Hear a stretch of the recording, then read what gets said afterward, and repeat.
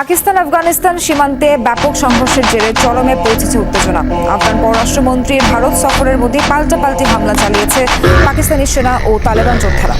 ইসলামাবাদের দাবি, বিনা উস্কানিতে হামলা শুরু করেছে তালেবান, যার জবাব দিয়েছে তারা। গতকালটি সংঘাতে রীতিমতো রণক্ষেত্র পাকিস্তান আফগানিস্তান সীমান্ত।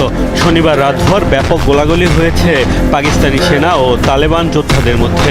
একদিকে ভারত সফর করছেন তালেবান সরকারের পররাষ্ট্রমন্ত্রী, অন্যদিকে পাকিস্তানের সাথে সংঘাতে জড়ালো গোষ্ঠীটির যোদ্ধারা।